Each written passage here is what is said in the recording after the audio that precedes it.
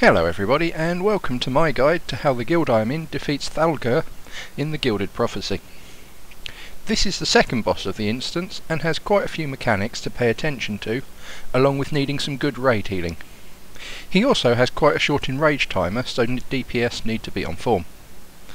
We use one tank here with a dedicated healer, along with 2 or 3 raid healers to cope with the AoE damage. The boss will throughout the fight periodically do a painful AoE that will hit everyone and needs to be healed up. The damage this does will increase during the fight and will be able to one-shot people. The way to counter this is explained next. The first ability to pay attention to happens at 90% of his health, and then every 20% he loses after that. He will run to one of the pillars and break it. This will spawn lots of crystals on the ground, which when people pick them up they gain a stacking buff, which will reduce the damage he does with his AoE. We try to aim for everyone to pick up 4 crystals each phase, which we find is enough. If people die and are rezzed, or if people lose or gain stacks from the Greed is Good ability, they should make sure they have the correct amount of stacks by grabbing more or less crystals each phase. The main problem can be if someone dies after the 3rd time this happens. If we need their DPS to meet the enrage timer, then we will on the next phase have everyone only take 3 crystals while the res person catches up with their stacks. A shovel will appear in the middle when he smashes the first pillar.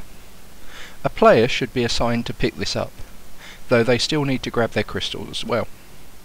We normally assign a DPS to this, or a bard or Justicar raid healer. Ghosts will spawn throughout this fight. The tank should pick these up, and the player with the shovel should start clicking on the mounds of dirt on the floor that are sparkling. When you do this, a treasure chest will appear that a ghost will run over to, and then both of these will despawn. This should be done for each ghost, otherwise the extra damage on the tank will be more than the healers can cope with.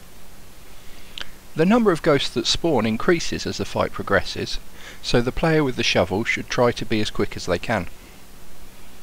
Thalguur has a few other abilities that people should be aware of. He will knock back random people, so be careful you are not too near the edges of the cliffs and don't get knocked off them. You will see a screen emote saying Thalguur focuses his energy on a player. This is similar to the eye beam from Anrak, the first boss in the instance, and healers need to be alert to quickly heal this player. While he's doing this, he won't be attacking the tank, so your tank healer can also focus on this player. Thalguur will call out Greed is Good. When he does this, he will place a debuff on a player, and they will get pulsing white rings around them.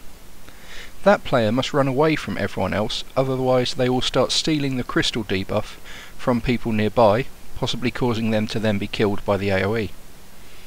The player can continue to heal or DPS as needed, if they have the range to do this.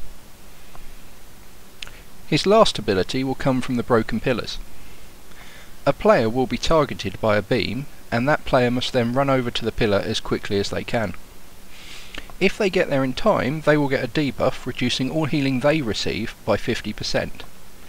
If they don't reach it in time, then the whole raid will get this debuff. If that happens, healers will need to use cooldowns, and whatever else they can to keep the raid alive until this debuff wears off. If he is near a new crystal phase, and the raid manages to get this debuff, DPS should try to push him into the crystal phase, as the debuff will wear off while he goes and destroys a pillar.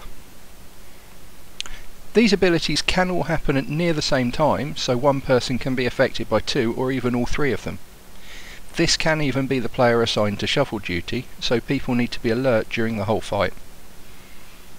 As long as people manage their crystal stacks and notice the debuffs or beams from the pillars, this boss is not as bad as he sounds and should quite easily fall.